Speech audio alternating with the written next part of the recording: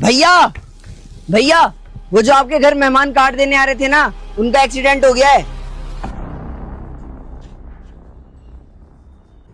हाँ भैया, 2 लड़के थे, दोनों की हालत बहुत ज्यादा खराब है। गांव वाले लेके गए हैं हॉस्पिटल। लेकिन तुझे कैसे पता कि वो हमारे मेहमान थे और हमारे घर आ रहे थे? अरे भैया, उनके हाथ में ये कार्ड था, देखो आपका और आपके पापा का नाम लिखा है।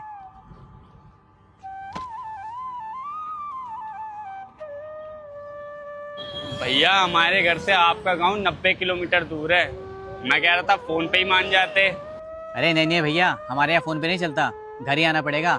अब चाहे घर जितना मर्जी दूर हो, अगर बुलाना है तो देख लो, बाकी तुम्हारी मर्जी है।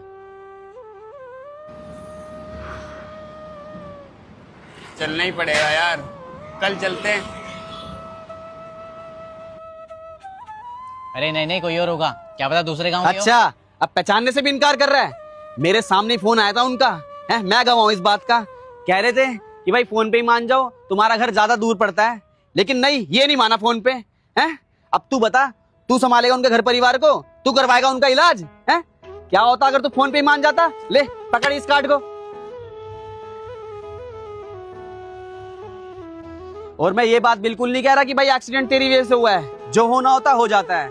लेकिन मैं ये बात कह रहा हूँ कि भाई दुख मुसीबत में कोई रिश्तेदार काम नहीं आता, तू हो या मैं हूँ। लेकिन चोचलेबाजी हर कोई दिखाता है, नखरे हर कोई दिखाता है। और मुझे तो वो रिश्तेदार बहुत गंदे लगते हैं भाई, बहुत बुरे लगते हैं, जो ये बोलते हैं कि भाई हमारे घर शादी का कार्ड देने जरूर आना है, चाहे घर जितना मर्जी दूर हो, फोन पे नहीं मानेंगे। अरे मान जाओ यार फोन पे। अगला बंदा तुम्हें फोन कर रहा है तो उसकी नीयत तो है तुम्हें बुलाने की, है प्यार से ही फोन कर रहा है। लेकिन नहीं, ये नहीं मानेंगे। और अगर ये रिश्तेदार तुम्हारी शादी में पहुंच भी जाते हैं ना, तो कौन सा तुम्हारी मदद कर देंगे, कौन सा तुम्हारे काम आ जाएंगे? खाना खाएंगे, खाने में नुस्खे निकालेंगे, 100 तरह की चीजों में नुस्खे निकालेंगे। फिर सारे रिश्तेदार सारे आपस में बैठ के तुम्हारे ऊपर हंसेंगे कि देख ये कमी रह गई, वो कमी रह गई।